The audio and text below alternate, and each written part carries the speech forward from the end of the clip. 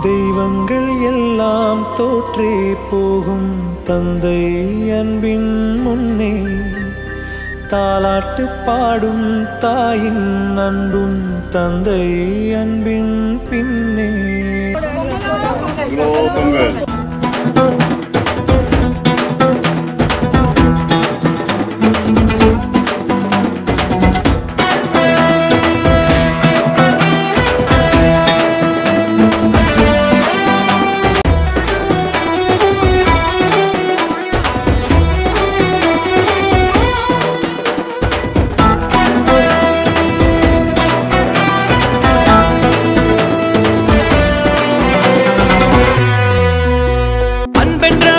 சொல்லை போலொன்று வேறு இல்லை, நீ காட்டும் பாசத்துக்கு தெய்வங்கள் ஈடு இல்லை.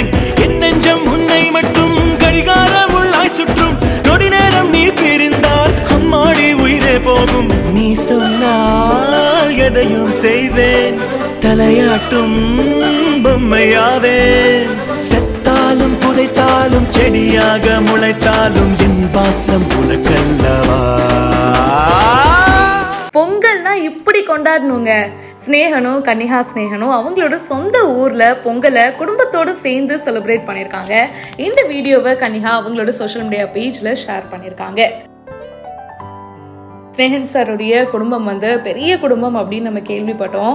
ஸோ அவருடைய சொந்த கிராமத்துக்கு போயிட்டு அவங்களுடைய வீட்டில் இந்த பொங்கல் செலிப்ரேஷன் செம்ம சிறப்பாக போயிருக்கு.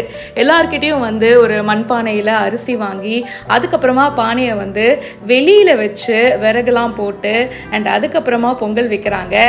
கரும்பெல்லாம் வச்சு டெக்கரேட் பண்ணி எல்லா வேலையுமே ஒரே ஆளாக எடுத்து போட்டு கன்னிகா ஸ்னேகன் செஞ்சுருக்காங்க.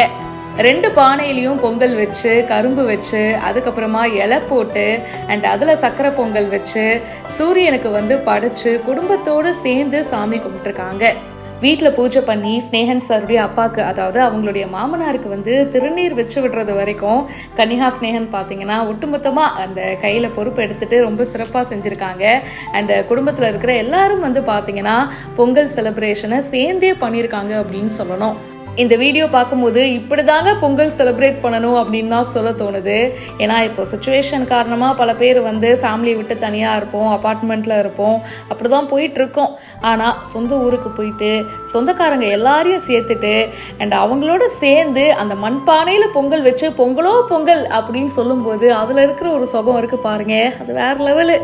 அப்படிதான் இவங்க பொங்கலை செலிப்ரேட் பண்ணியிருக்காங்க. அனைவருக்கும் இனிய தை திருநாள், தமிழர் திருநாள் வாழ்த்துக்கள் அப்படின்னு போஸ்ட் பண்ணியிருக்காங்க.